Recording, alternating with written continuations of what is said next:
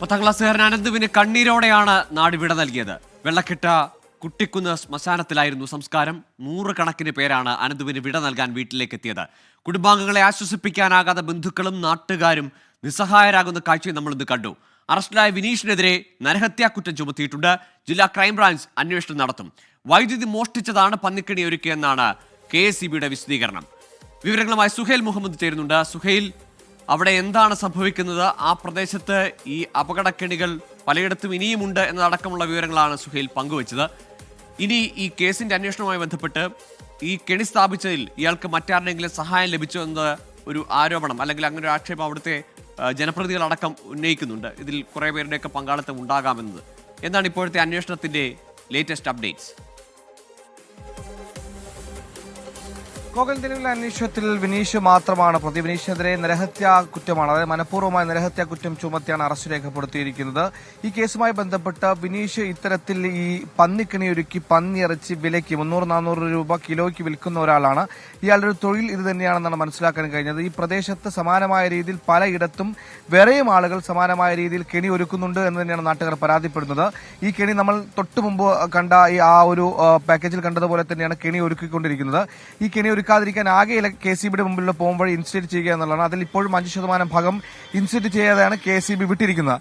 ഇനി ഇതുമായി ബന്ധപ്പെട്ട് ഈ ഒരു വിഷയം, ഈ പറയുന്ന അനന്തുവിന്റെ മരണം തെരഞ്ഞെടുപ്പ് കോതിൽ വലിയ ചർച്ചയാവുകയാണ്. അതിന് പ്രധാനപ്പെട്ട കാരണം ഇന്നലെ അനന്ത് ഷോക്കേറ്റ് മരിച്ച ഉടൻ തന്നെ UDF സ്ഥാനാർത്ഥി ആര്യൻ ഷൗക്കത്ത് നിലമ്പൂർ ജനറൽ ആശുപത്രിയിൽ എത്തുകയും അവിടെ നിന്ന് ആദ്യം പറയുന്നത് ഇതൊരു ഗവൺമെന്റ് സ്പോൺസേഡ് മർഡർ ആണ്. അതായത് മനുഷ്യ വന്യമൃഗ സംഘർഷവുമായി ബന്ധപ്പെട്ട് ഗതികേട് കൊണ്ട് ഫെൻസിംഗ് കെട്ടേണ്ടി വരുന്ന ആ മനുഷ്യരുടെ ഗതികേട് കൊണ്ട് കെട്ടുന്ന ഫെൻസിംഗിൽ തട്ടിയ ഒരു കുട്ടിയുടെ ജീവൻ നഷ്ടമായതിന് സർക്കാരിന് ഉത്തരവാദിത്തമുണ്ടെന്ന രീതിയിൽ ആ ഒരു ആംഗിളിൽ, ആ ഒരു കോർണറിലായിരുന്നു ഈ സർക്കാരിനെതിരെ ഇത് ആയുധമാക്കി കൊണ്ടുവന്നത്.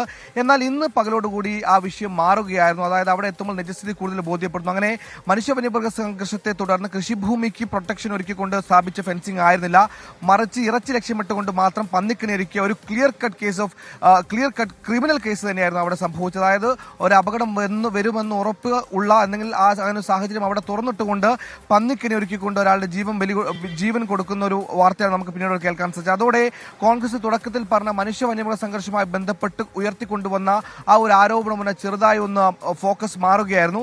അപ്പോഴാണ് LDF ഇതുമായി ബന്ധപ്പെട്ട്, ആദ്യം AK ശശീന്ദ്രനാണ് ഇതുമായി ബന്ധപ്പെട്ട് വനം മന്ത്രി രംഗത്ത് വരുന്നത്. ഇതിലൊരു ഗൂഢാലോചനയുണ്ടെന്ന് പറഞ്ഞായിരുന്നു UDFനെതിരെ. അതായത് ഉപതെരഞ്ഞെടുപ്പ് ലക്ഷ്യമിട്ടുകൊണ്ട് വിജയസാധ്യതയൊക്കെ കുറയുമെന്നൊക്കെ ടെൻഷൻ കൊണ്ട് ഇത്തരത്തിലൊരു ഗൂഢാലോചന പിന്നിലുണ്ടെന്ന ആരോപണം ആദ്യം വരുന്നത് വനം മന്ത്രിയാണ്.